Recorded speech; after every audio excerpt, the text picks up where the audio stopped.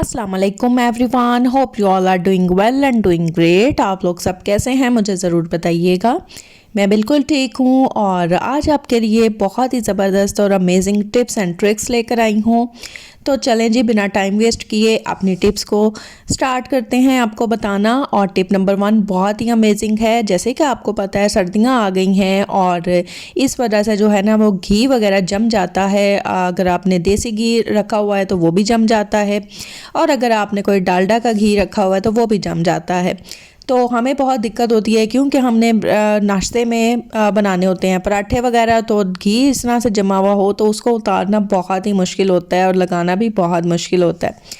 इसके लिए टिप ये है कि आपने स्पून को जो है ना वो फ्लेम पे रखना है तकरीबन 1 मिनट के लिए, और आप ये देख सकते हैं कि कितना ज़बरदस्त जो है ना ये घी जो है ना वो खुद ही मेल्ट होने लग गया है ना। अमेजिंग सी टिप, तो आपको बहुत पसंद आएगी। और यहाँ पर देख सकते हैं आप कि कितना ज़बरदस्त ये खुद ब खुद ही मेल्ट हो गया है घी, और बिल्कुल भी मेरी फोर्स भी नहीं लगी। बहुत अच्छे से ना ये आराम से जो है वो निकल भी आता है और फिर उसके बाद ये मेल्ट भी हो जाता है।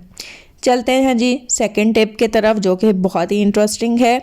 आपको पता है कि हम डेली जो है वो रोटी वगैरह तो बनाते ही हैं किचन में, और 3 टाइम जो है वो रोटी लाजमी बनती है।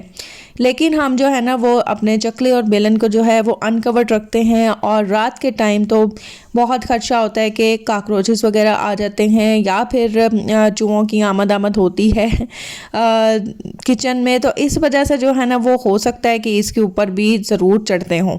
तो इसके लिए अमेजिंग टिप ये है कि आपने चकले को और बेलन को जो है अच्छे से कवर करके रखना है, और इसी तरह जिस तरह मैं कर रही हूँ तो बिल्कुल आप आराम सुकून से सोइएगा, बिल्कुल बिना ना तो इसके ऊपर कोई चूंटियाँ आएंगी, ना ही यहाँ पर काकरोचेस आएंगे, और ना ही चूहों की आमद होगी।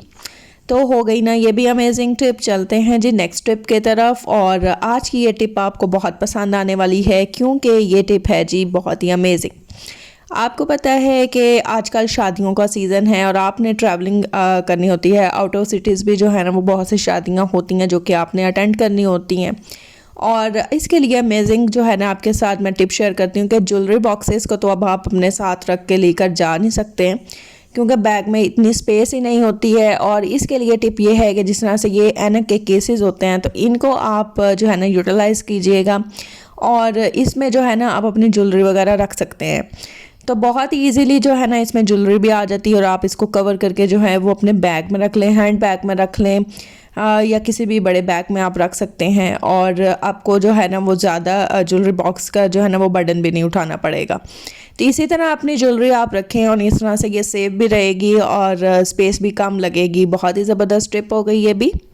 नेक्स्ट टिप की तरफ चलते हैं। किचन में डेली काम करने की वजह से जो है हमारे नकल्स और हमारे जो नेल्स हैं ना वो ख़राब हो जाते हैं, और नेल्स जो है ना ये बिल्कुल येलोइश हो जाते हैं, और इनको जो है ना वो साफ़ सुथरा रखने की टिप आपके साथ शेयर करती हूँ। टूथपेस्ट तो हर किसी के घर में होगा। मेरी जो टिप्स होती हैं ये सारी ऐसी टिप्स हैं जो कि आपके पास सारी चीज़ें घर पर इजीली अवेलेबल होंगी।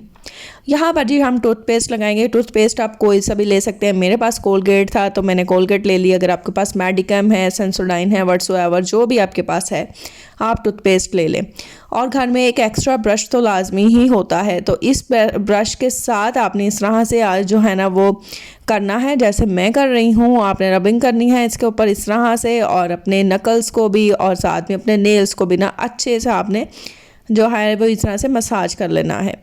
तो बहुत ज़बरदस्त टिप है कि जी तकरीबन आपने 2 से 3 मिनट इस तरह करना है, फिर आपने जो है वो पानी के साथ वॉश कर लेना है। यहाँ पर आप देख सकते हैं नकल्स भी कितने हमारे जो है वो ठीक हो गए हैं, ब्राइट हो गए हैं, और हमारे नेल्स भी बहुत ज़बरदस्त वाइट हो गए हैं, और बिल्कुल भी ना इनमें डर्ट वगैरह नहीं रही, और येलोइश जो था ना वो भी ख़त्म हो गया।